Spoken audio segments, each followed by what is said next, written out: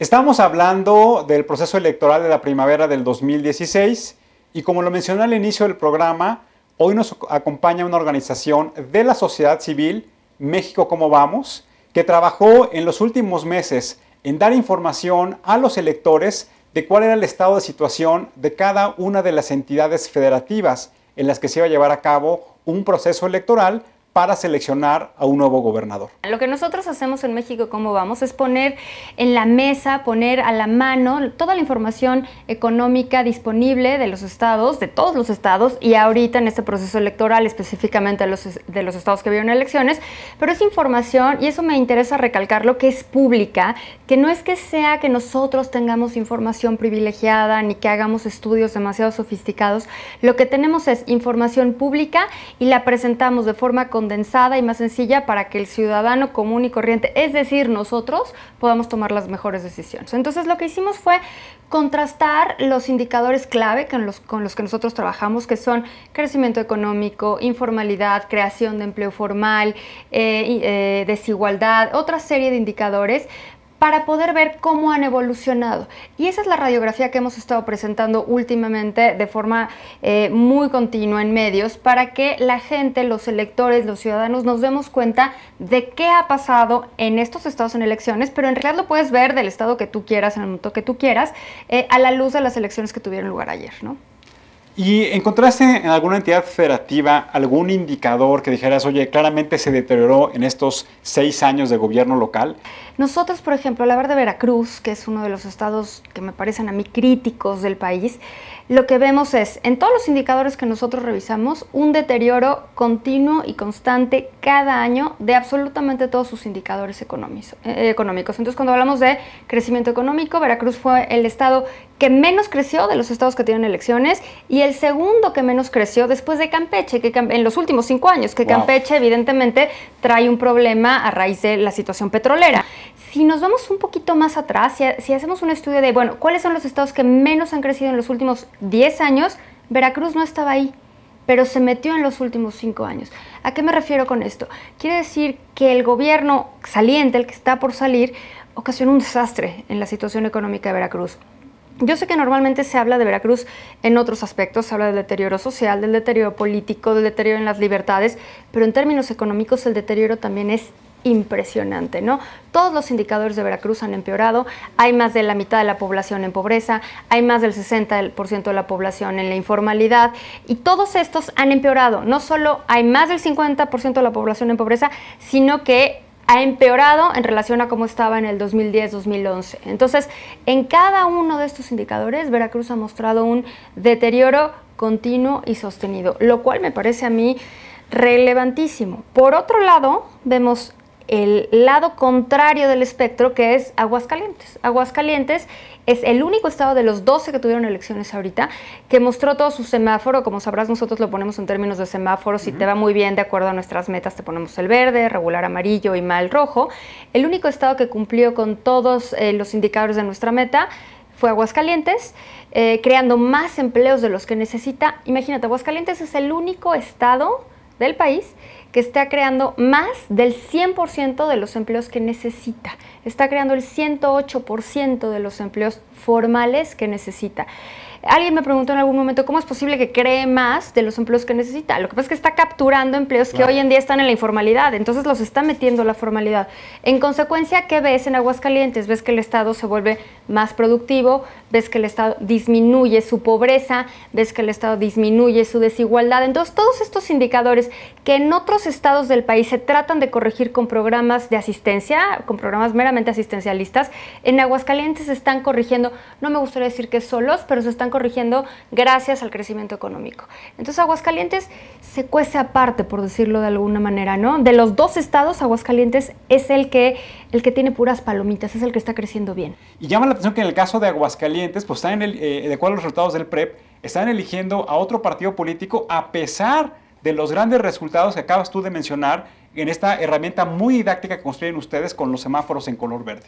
¿Qué podríamos interpretar ahí? La verdad es que creo que la política nos rebasa un poco en ese sentido. Nosotros, lo que yo pienso es que a pesar de que cuando un estado empieza a crecer y empieza a tener buenos resultados, también se vuelve más exigente. A mí me preocupa, sí me preocupa y me llama la atención el caso de Oaxaca. Oaxaca es increíble lo que pasa, ¿no? Oaxaca tuvieron un sexenio, una administración de Gabino Cue llena de expectativas, donde se le depositaron unas enormes esperanzas, tal cual, al ahora gobernador. Una gran alianza opositora, Una recordarás. gran alianza opositora, casi que fue todo Oaxaca contra el establishment, por decirlo de alguna forma. Y al final del día, ¿qué pasó con ese sexenio? Fue un sexenio que desapareció, que se fue, que no dejó nada a Oaxaca, que Oaxaca no cambió, Oaxaca no vio ningún beneficio, Oaxaca no se desarrolló. ¿Dónde quedaron esas expectativas y esa esperanza que todo el mundo había depositado en Gabino Cue? Para ahorita lograr sacar a Oaxaca del lugar donde está económicamente, es muy complicado, ¿no? Vendrá el tema de las zonas económicas especiales y veremos si ayudan en algo. Pero la situación de Oaxaca yo creo que ya es crítica. Te pueden dar el dato de crecimiento económico y Oaxaca ha crecido. Entonces podrías decir, mira, pues Oaxaca está creciendo. Sí, pero está creciendo porque Oaxaca es uno de los estados que más remesas recibe. Entonces, crecimiento artificial. Gente, pues mira, no sé si sea artificial o no, pero Oaxaca es un estado expulsor de gente, entonces expulsa gente y luego recibe los recursos que estas personas envían del extranjero en forma de remesas. De esta forma, el consumo se dinamiza. Pero al final del día, estructuralmente Oaxaca no ha cambiado. Y Oaxaca es un estado que tiene todo el potencial de crecer. Sin embargo, lleva décadas mantenido en una situación de rezago que es abismal, ¿no? Los estados del norte tienen una dinámica distinta a los estados del sur. Tenemos el ejemplo de la elección en Durango, en Chihuahua y en Sinaloa. ¿Qué nos puedes platicar de estos estados?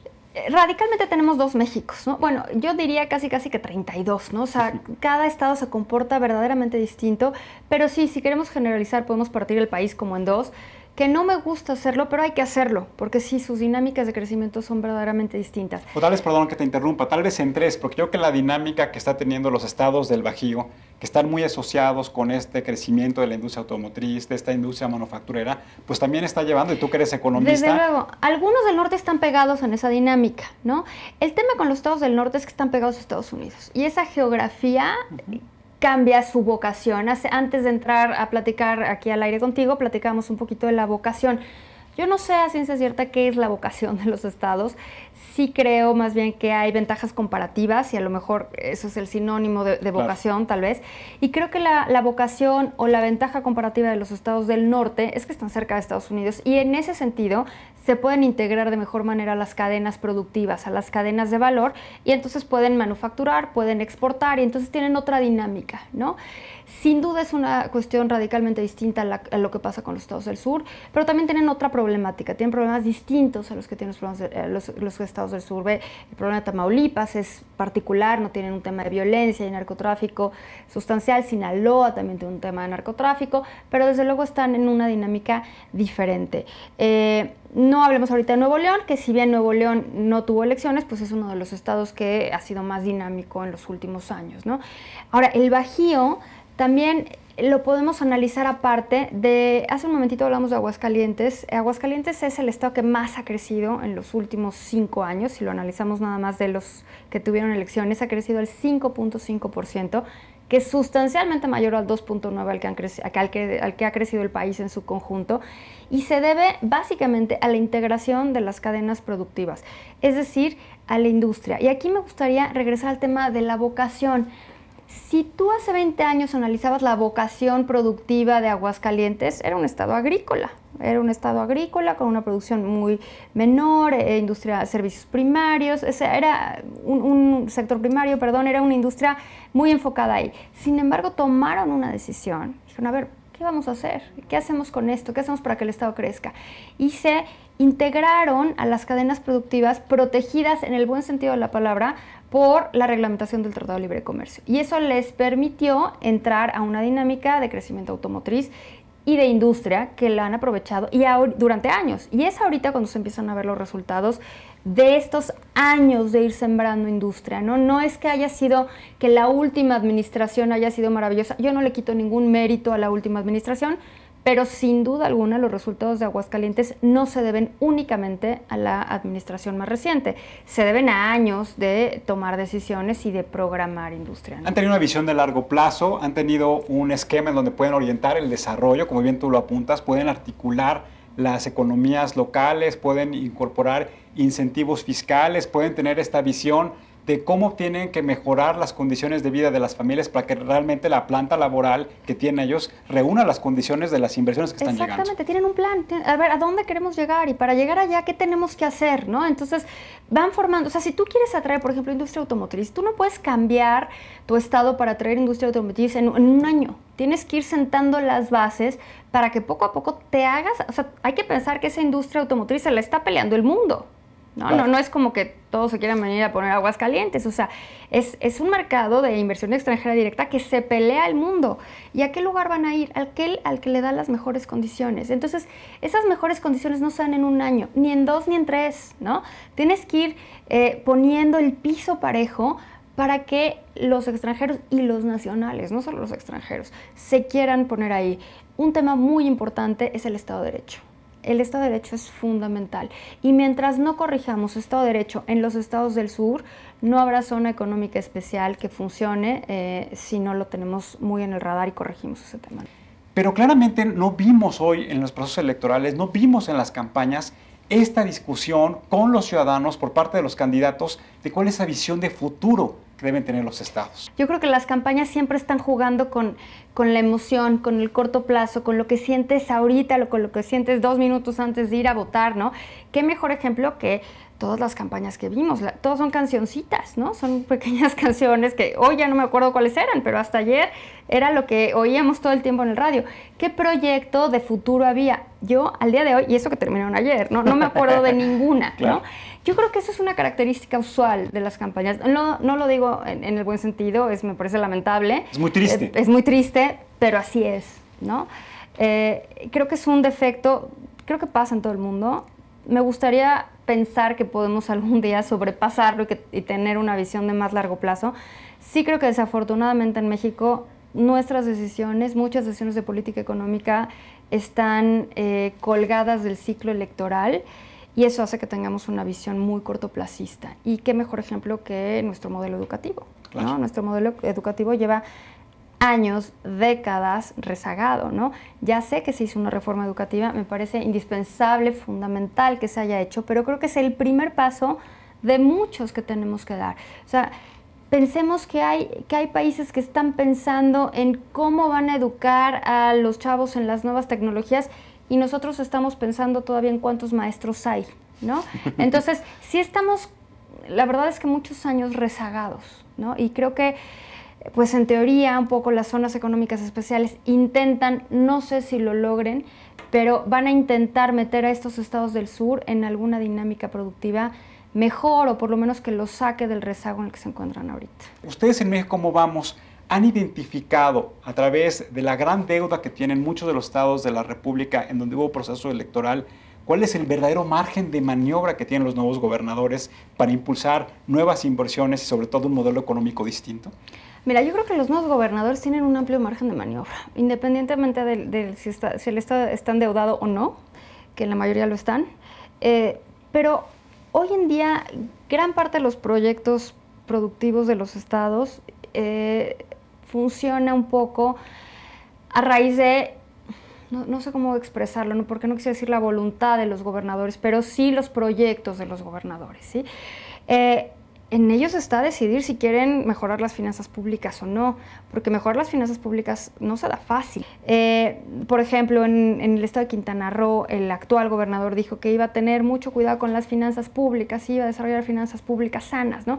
Bueno, de 2009 a hoy, la deuda de Quintana Roo creció 500%. Entonces, yo no entiendo bien cuál es la idea de... ¿Cuál es el concepto de finanzas públicas finanzas públicas sanas, ¿no? Ahora, es un estado que ha crecido, entonces tiene estas cosas donde a ver, yo me endeudé, pero crecí, ¿no? Claro. Pasa lo mismo con Chihuahua. Chihuahua es uno de los estados más endeudados, su deuda es 8.1% de su producción, la deuda creció sustancialmente en esta administración, pero es uno de los estados que más ha crecido. En el último trimestre del que tenemos datos fue el que más creció. Entonces, por ejemplo, Chihuahua y Quintana Roo, estos que escogí tal vez a mi favor ahorita, son estados que tienen variables económicas muy favorables en muchos sentidos, pero el gran punto negro que tienen es la deuda, un incremento sustancial en la deuda, ¿no? Luego tienes otros estados como Veracruz, de nuevo, que su deuda se incrementó sustancialmente y que, sin embargo, pues ni siquiera repercutió nada en crecimiento. Yo creo que los gobernadores tienen mucho margen de maniobra. Me han preguntado mucho de que hay 2 gubernaturas que duran 2 años, como sabes, la de Puebla y la de Veracruz, ¿no? Y entonces tú me dices, bueno, ¿pero qué puede pasar en 2 años? En 2 años pueden pasar muchas cosas. O sea, en 2 años las cosas pueden deteriorar horriblemente. Es difícil sembrar y cosechar en 2 años, claro, pero es fácil sembrar en 2 años. El chiste, el reto que tienen estos gobernadores, y la verdad es que me parece tal vez un poco desafortunado que en uno de estos estados sea Veracruz, ¿no? Porque es uno de los estados más complicados hoy en día.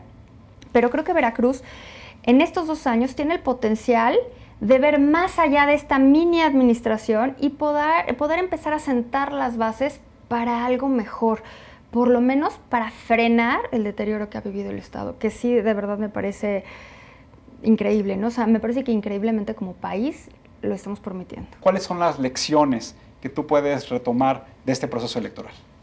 Mira, a mí algo que me llamó mucho la atención ayer del proceso electoral es que se oía, llevábamos oyendo ya muchos días, que podían ser unas elecciones complicadas, que había estados que iban a ser difíciles, que podía haber violencia, que podía haber enfrentamientos. Y al final del día fue una jornada que transcurrió muy bien. Habrá habido algunos incidentes por aquí, por allá, pero en realidad fueron incidentes aislados. En términos generales, la jornada funcionó de maravilla. ¿Quién le dio en la torre a esta jornada electoral? Los candidatos, ¿no? O sea, se cierran las casillas a las 6 de la tarde y a las 6:05 teníamos no sé cuántos ganadores y a las 8 de la noche teníamos 30 gobernadores, ¿no? Para 2 estados. O sea, todos eran ganadores. A mí eso me preocupa, me parece de una profunda irresponsabilidad. No sé cuándo vamos a aprender a ser responsables y si sabes que me espero, porque además no va a cambiar la realidad, ¿sabes? O sea, si yo salgo y digo, pues, yo soy ganador, porque me llamó mucho la atención, uno de los primeros que salió, tengo el resultado de una casilla, pero sí lo dijo, ¿no? Tengo el resultado de una casilla y creo por lo que tanto... fue la que había votado él, ¿no? En la que votó él. Por lo tanto, yo gané. Yo no daba crédito. Y me parece que esto es una profunda irresponsabilidad. Porque si él ganó, él va a ser el ganador al final del día. O sea, no va a cambiar la realidad porque él lo diga primero, ¿sabes? Entonces sí me parece muy irresponsable de los candidatos que salgan a decir cosas que no son ciertas, de las cuales no tienen información, que son profundamente inoportunas, que lo único que hacen es mermar y cuestionar el ánimo electoral. Y no me parece que eso esté correcto, no me parece que eso sea correcto, no me parece que eso se valga.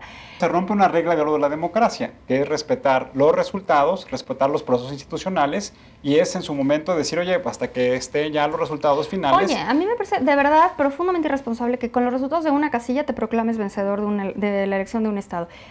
Mi preocupación es, si así vas a manejar tu estado, pues qué miedo, ¿no? Valeria, muchas gracias como siempre. No, al contrario, gracias por el trabajo, encantada. señora, cómo vamos, y gracias por habernos acompañado el día de hoy. Encantada, un gusto. Muchas gracias por acompañarnos, nos vemos en la próxima. Y recuerden, ante todo, seamos buenos ciudadanos.